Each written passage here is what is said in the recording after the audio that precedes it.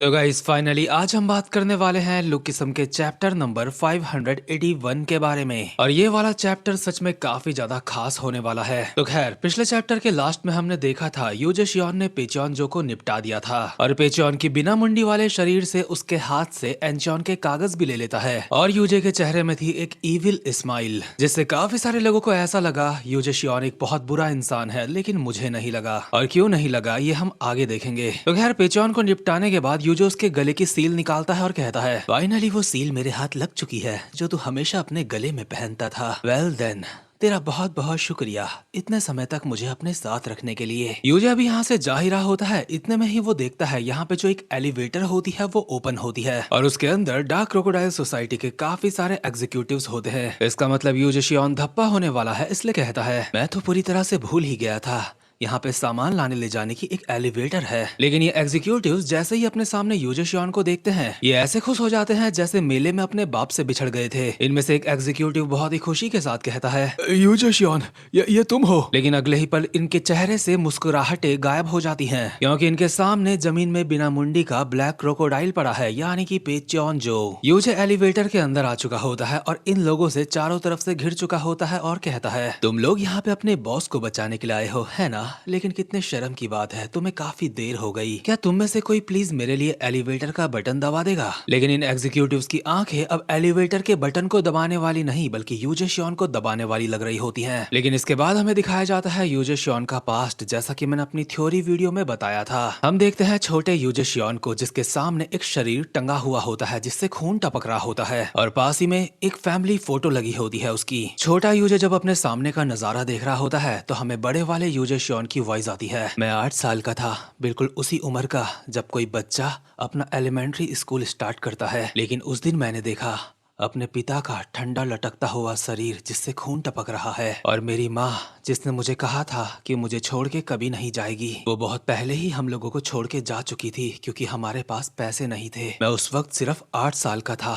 उस वक्त तो मैं कोरियन सीखा भी नहीं था, लेकिन जब पिताजी के छोड़े हुए नोट को मैंने देखा तो मुझे समझ आया इस दुनिया में तुम पैसों के बिना कुछ भी नहीं कर सकते। दरअसल यूजे शियोन के फादर ने पैसे वैसे लोन लिए होंगे और अब वो उसे लौटा नहीं पा रहे होंगे, इसीलिए उन्होंने इस दुनिया को टाटा बाय बाय कह दिया। लेकिन प्रेजेंट मोमेंट में काला मगरमच्छ भी बिना सांसों के जमीन में पड़ा है और उसके एग्जीक्यूटिव्स भी गम के सागर में डूबे हुए हैं और उसी हालत में यूजे शियोन से फाइट कर रहे होते हैं। ये सारे यूजे शियोन के ऊपर लगातार हमले कर रहे होते हैं लेकिन कोई यूजे को छू भी नहीं पा रहा होता, बट उसके बावजूद भी यूजे को भला बुरा बोल रहे होते हैं। यूजे जब इनके हमलों से बचते हुए इन्हें मार रहा होता है हमें साथ ही में यूजे की दोबारा वॉइस ओवर आती है। जब बचपन में मेरे साथ वो सब कुछ हुआ था उसी के बाद से मैंने अपनी जिंदगी में एक एक पैसा बचाना शुरू करा ताकि दोबारा कभी पैसा मुझे धोखा ना दे पाए। पैसों के लिए मैं मोटर बाइक हंटिंग घोस्ट बन गया और इसी तरह से मेरी मुलाकात उससे हुई, यानी कि युगैंग हा। इसके बाद हम वो सीन देखते हैं जब युगैंग हा ने जैग्योन्ना और यूजे शियोन को अपने साथ मिलाया था और कहता है लगता है अब 2 और लोगों का ध्यान रखना पड़ेगा मुझे, और अपनी छोटी सी बेटी को एक किस करते हुए कहता है माय लिटिल ट्रेजर,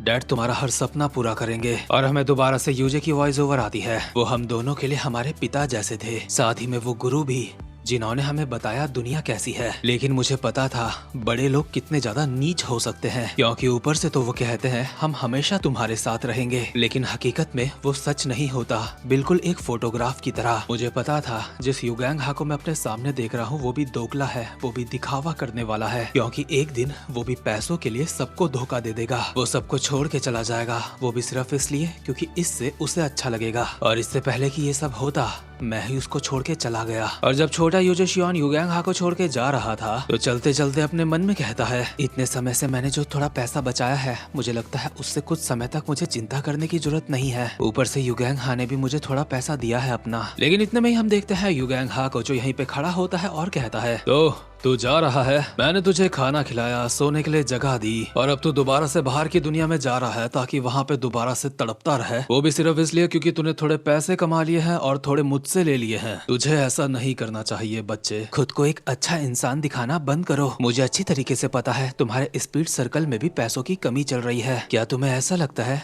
मुझे तुम्हारे जैसे अडल्ट्स के बारे में नहीं पता कि वो कैसे होते हैं? ये बिल्कुल जाहिर सी बात है, जब तुम्हारा भी पैसा खत्म होगा तो तुम हम सबको धोखा दे दोगे। इतने में ही युगैंग हा अपनी बैंक की पासबुक यूजे के सामने फेंक देता है और उसको कहता है बच्चे इसे अपने साथ लेके जा, मुझे पहले से पता था तू जरूर छोड़ के जाएगा इस जगह को, आज नहीं तो कल। लेकिन मुझे ये नहीं पता था ये दिन इतनी जल्दी आ जाएगा। लेकिन मुझे माफ करियो यार, मैं ज्यादा पैसे नहीं बचा पाया। यूजे शियोन, मेरे पास ज्यादा कुछ तो नहीं है तुझसे मांगने के लिए, लेकिन मैं उम्मीद करूंगा इससे तुझे थोड़ी सी मदद मिलेगी बड़े लोगों के ऊपर यकीन करने के लिए। और मेरी ये मदद अगर तुझे कभी बोझ लगने लगे तो बस इसे ऐसा समझ लेना, तुम्हारे ऊपर मेरा एक एहसान बाकी है, लेकिन ये एक ऐसी चीज है जिसे तुम्हें वापस करने की जरूरत नहीं। और ये शब्द सुन के छोटा यूजे शियोन बहुत ज्यादा रोता है। और प्रेजेंट मोमेंट में जब वो डार्क क्रोकोडाइल सोसाइटी के एग्जीक्यूटिव से फाइट कर रहा होता है तो भी हमें उसकी वॉइस ओवर आती है। उस दिन युगैंग हा के शब्दों ने मुझे पूरी तरह से बदल दिया था। वो वही दिन था जिस दिन मेरा पुनर्जन्म हुआ था, साथ में वो दिन भी जब मैंने कसम खाई थी कि अगर मैं किसी भी तरह से कभी उसके काम आ सका तो फिर चाहे मुझे कुछ भी करना पड़े मैं करूंगा। उसके बाद समय बीतता रहा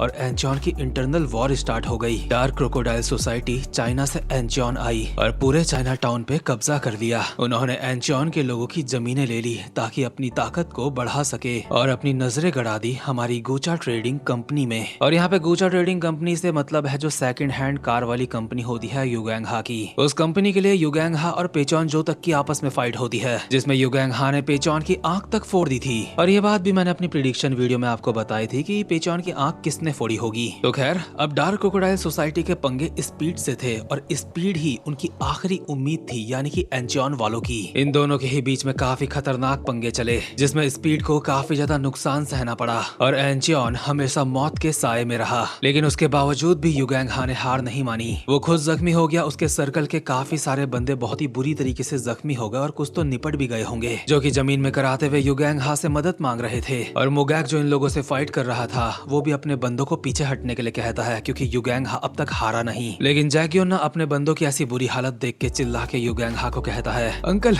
आखिर आप किस चीज के लिए लड़ रहे हो? ये वही एंचॉन के लोग हैं जो हमारे ऊपर चिल्लाया करते थे। आखिर इन लोगों में ऐसा भी क्या खास है?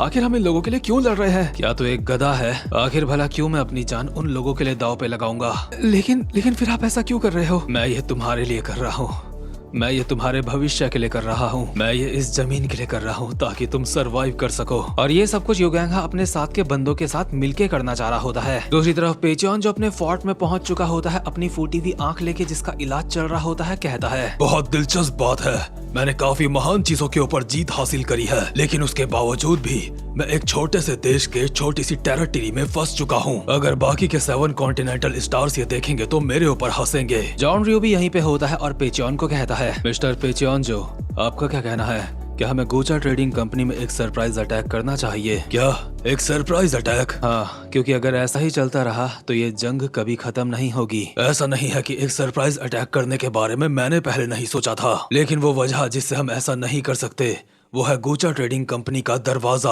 वो कार ट्रेडिंग कंपनी का दरवाजा सिर्फ अंदर से खुलता है। मुगैक जो जॉन रियो के पीछे खड़ा होता है कहता है, स्पीड सर्कल के अंदर अपने जासूस भर्ती करवाने के लिए भी अब हमें बहुत देर हो चुकी है, तो फिर भला हम ये काम कैसे करने वाले हैं? अगर हमें उस दरवाजे को अंदर से खोलना है तो हमें स्पीड का कोई ऐसा बंदा चाहिए जो हमारी मदद करे, और मेरे दिमाग में इस काम के लिए पहले से कोई है। और ऑब्वियसली वो बंदा होता है यूजे शियोन, जिससे अगले सीन में जॉन रियो मिलने जाता है और कहता है, यूजे शियोन, ये पहली बार है जब हम आमने सामने मिल रहे हैं, लेकिन अब तक जितनी भी हमारी बातें हुई हैं उससे मैं तुम्हारी इंटेंशन समझ चुका हूँ। तो बताओ, क्या तुम अब भी डार्क क्रोकोडाइल सोसाइटी को ज्वाइन करना चाहते हो?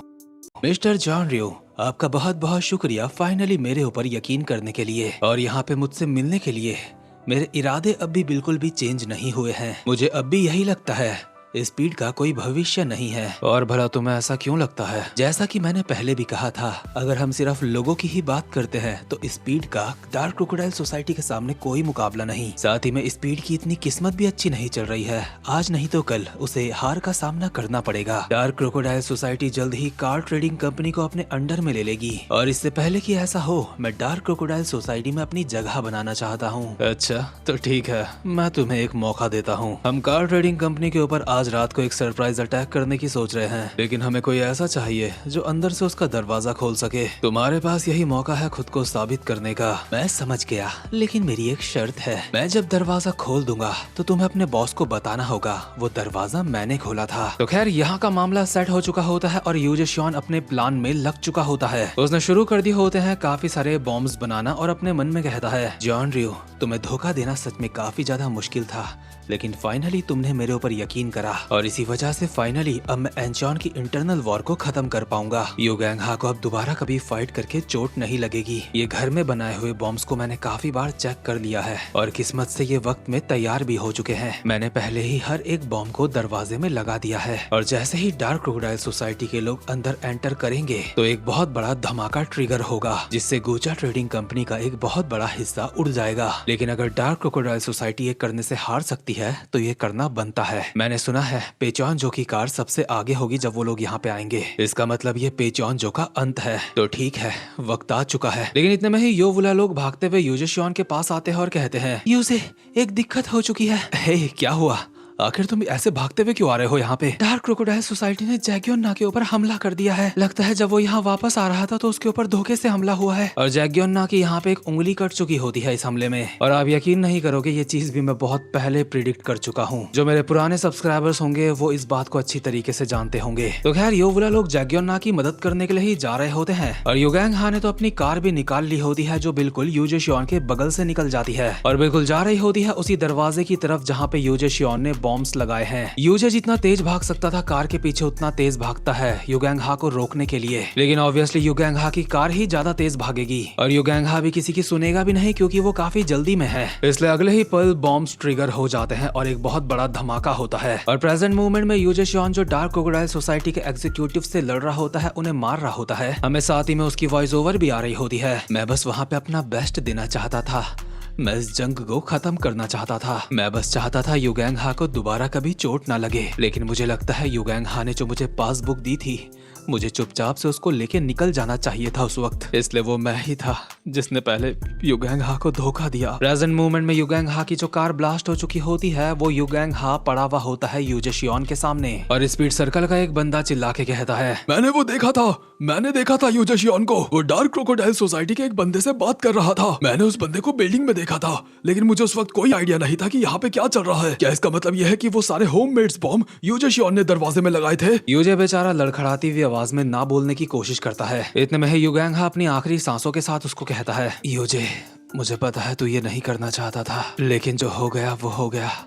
अब इस बारे में ज्यादा मत सोच, खुद को दोष मत दे और ये मत सोच कि तू अब मेरा कर्जदार है। और प्रेजेंट मोमेंट में डार्क क्रोकोडाइल सोसाइटी का एक एग्जीक्यूटिव चिल्ला के यूजे शियोन को कहता है, यूजे शियोन पहले तूने स्पीड को धोखा दिया और अब डार्क क्रोकोडाइल सोसाइटी को। तो ये तेरा प्लान है खुद को ऊंचाइयों तक ले जाने का। आखिर कब से तू हमें धोखा देने के बारे में सोच रहा था? उसी पल से जब मैंने डार्क क्रोकोडाइल सोसाइटी को ज्वाइन करा था। इसके बाद सीन शिफ्ट होता है और हम देखते हैं मैनेजर किम और टॉम ली को। मैनेजर किम टॉम को कहते हैं, आखिर एंचॉन की इंटरनल वॉर अब तक खत्म क्यों नहीं हुई? चीफ आपको क्या लगता है वहाँ पे जीत किसकी होगी? वो इंसान जिसे बदले की आग ने पागल कर दिया है। इससे आपका क्या मतलब है? बदला लेने का जुनून किसी इंसान को बहुत ज्यादा ताकतवर बना देता है। जरा सोच के देखो, पिछले 10 सालों से उसने ये बदले की आग अपने अंदर दबा के रखी है। इसका मतलब वो एक जरूर बहुत डरावना मॉन्स्टर बन चुका होगा, क्योंकि ताकतवर बनने का इससे आसान कोई तरीका नहीं है जो कोई बदले से बनता है। हाँ, एंचॉन की इंटरनल वॉर कोई ऐसी चीज नहीं है जिसकी हमें चिंता होनी चाहिए। इसके बाद हम वापस से प्रेजेंट मोमेंट में आते हैं, जहाँ पे यूजे शियोन अपनी उस टेक्निक का इस्तेमाल करता है जो उसने जैगियोन के साथ नहीं करी थी, यानी कि स्ट्रेंथ, स्पीड और स्किल का कॉम्बिनेशन जो मिलके बनाता है डेडली हैंड नाम का एक अटैक। ऑब्वियसली इस हमले से वो अपने दुश्मनों का कुत्ता बना देगा। लेकिन एक बार फिर से हम पास्ट का सीन देखते हैं, जहाँ पे यूजे शियोन खुद को रस्सी से लटकाने की सोच रहा होता है और पीछे से वॉइस ओवर आती है। उस वक्त मुझे पहली बार एहसास हुआ था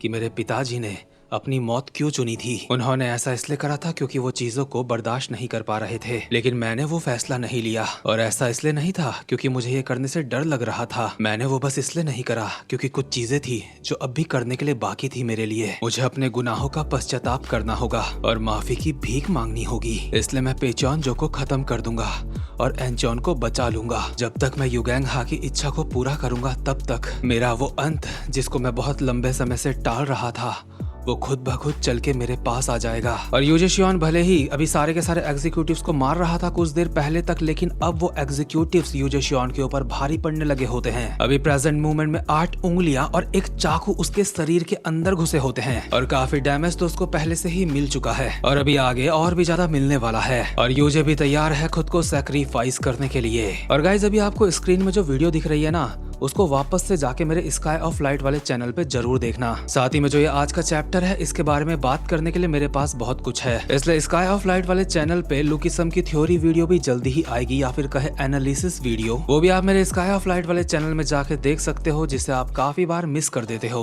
और लास्ट में उम्मीद करता हूँ कि आपको आज की एक्सप्लेनेशन भी अच्छी लगी हो, इसलिए वीडियो को लाइक और चैनल को सब्सक्राइब जरूर से कर देना, क्योंकि इस तरह की एक्सप्लेनेशन आपको और किसी चैनल पे नहीं मिलेगी। तो ठीक है गाइस, जब मैं मिलता हूँ आपसे अपनी नेक्स्ट वीडियो में, तब तक के लिए गुड बाय।